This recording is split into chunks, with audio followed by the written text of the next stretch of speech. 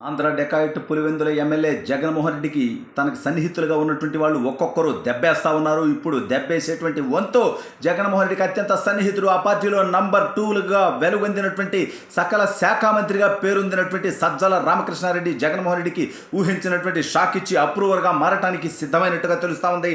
అసలు ఇంతకీ ఏం జరుగుతుంది, ఏం జరగబోతోంది అనేది ఈ వీడియోలో వివరించబోయే ముందుగా ఇప్పటివరకు మన ఛానల్ సబ్స్క్రైబ్ చేయని వాళ్ళు ఖచ్చితంగా సబ్స్క్రైబ్ చేయండి. ఇక విషయానికి వస్తే, జగన్మోహన్ రెడ్డి పక్కన సజ్జల అనేటువంటి బ్రోకర్ గాడు ఎంత నికృష్ట పనులు చేశాడో మనందరికీ తెలుసు.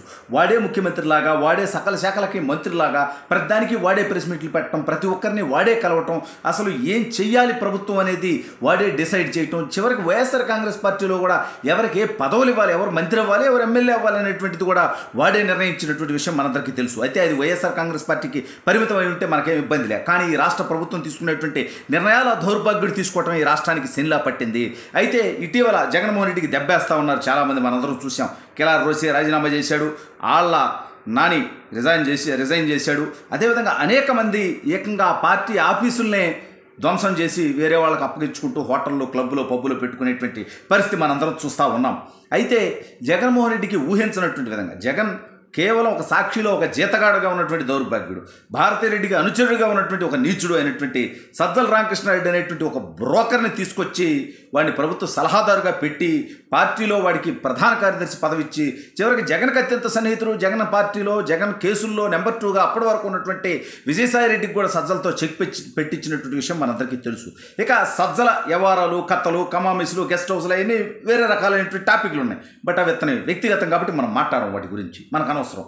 బట్ ఇవాళ సజ్జల రామకృష్ణారెడ్డి అప్రూవర్గా మారిపోయేటువంటి పరిస్థితి రావటం, జగన్మోహన్ రెడ్డికి దెబ్బేసేటువంటి పరిస్థితి రావటమే జగన్మోహన్ రెడ్డి ఊహించినటువంటిది, వైఎస్ఆర్ కాంగ్రెస్ పార్టీలో ఎవరూ కూడా జీర్ణించుకోలేనటువంటిది. అసలు ఇంతకీ సజ్జల ఏం చేశాడా అంటే, నిన్న సజ్జల విమానాశ్రయంలో ఎక్కడో తిరిగి వస్తూ ఉంటే అక్కడ ఒక విలేకరు మాట్లాడిగాడు. సార్, ఎగ్ పఫ్లకి 3 కోట్లకు పైగా జగన్మోహన్ రెడ్డి గారు మింగేశారు అంటున్నారు, ఏంటి అంటే నవ్వుతూ తలూపుకుంటూ వెళ్తున్నాడు. కానీ తప్పుడు వార్తది, ఎగ్ పఫ్లు 3 కోట్లు తింటామేంటి, కరెక్ట్ కాదు అని చెప్పేటువంటి ప్రయత్నం చేయట్లేదంటే, ఈ జగన్గాడు ఎగ్ పఫ్లకే ఎంత పెట్టాడంటే కాఫీలకి ఎంత పెట్టుంటాడు, టిఫినీలకి ఎంత పెట్టుంటాడు, కేకులకి ఎంత పెట్టుంటాడు.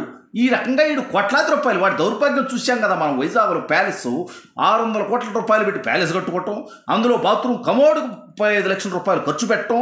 వీడు ఇంత సైకోగాడు, నీచుడు, నికృష్టేంద్ర స్వామి. రాష్ట్ర ప్రజల డబ్బుని మంచినీళ్ళలా ఖర్చు చేయటం నీచుడా. వీడు ముఖ్యమంత్రిగా ఉన్నన్ని రోజులు ప్రత్యేక విమానంలో ప్రజల డబ్బు వేసుకొని వీడు విజయవాడ నుంచి విశాఖపట్నం వెళ్ళటానికి నేరుగా వెళ్ళిపోవచ్చు 400 కిలోమీటర్లు, 350 కిలోమీటర్లలో.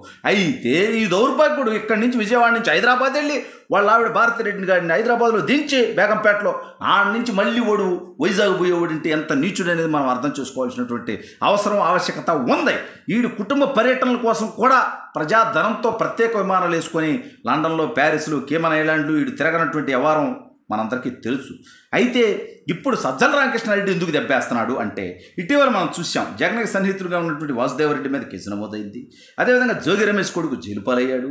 అనేక మంది వైఎస్ఆర్ కాంగ్రెస్ పార్టీకి సంబంధించినటువంటి వాళ్ళు ఉనికిపోతా ఉన్నారు. లీల లప్పిరెడ్డి దగ్గర నుంచి దేవినేని అవినాష్ దాకా తెలుగుదేశం పార్టీ కార్యాలయం మీద దాడి చేసినటువంటి ఘటన, అందులో వీడి డైరెక్షన్, వీడి వ్యవహారం, సజ్జలగాడి ఇన్వాల్వ్మెంట్ కూడా ఉండడం, దాంట్లో సజ్జల అరెస్ట్ అవుతాననేటువంటి భయంతో ముందస్తు బెయిల్ కోసం అతను అప్లై చేసుకోవటం, అసలు జగన్ చేసినటువంటి ప్రతి 420 పనులు, ఫ్రాడ్ పనులు, తప్పుడు పనులు, అవినీతి పనులు, అక్రమ కేసుల్లో అంటే ఎంపీ రఘురామకృష్ణరాజు గారి దగ్గర నుంచి నా దాకా అనేక మందిని హింసించినటువంటి ఘటనల్లో సజ్జల రామకృష్ణారెడ్డి గారి పాత్ర ఉంది. కాబట్టి వీడిని ఎవరు వదలరు, కాబట్టి వీడి తొత్తర తీరుస్తారు, కాబట్టి జగన్కి జీవితంలో అధికారంలోకి వచ్చేటువంటి అవకాశం లేదు, కాబట్టి వీడు ఏకంగా వైఎస్ షర్మిలని కూడా కారుకూతలు కూసినటువంటి విషయం మనందరికీ తెలుసు.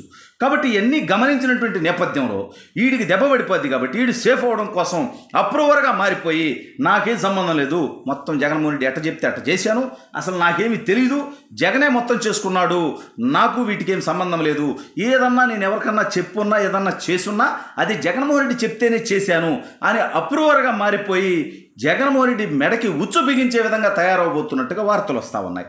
ఆ మధ్యకాలంలో విజయసాయిరెడ్డి పరిస్థితి కూడా అదే. పార్టీ నుంచి జంప్ అవడానికి బీజేపీ పెద్దలతో కలవటం, రాజ్యసభ సభ్యుల్లో మెజార్టీ సభ్యులను తీసుకొస్తాను, నన్ను కాపాడండి మహాప్రభు అని చెప్పి వాళ్ళని అడుక్కునేటువంటి ప్రయత్నం కూడా మనందరం చూసాం.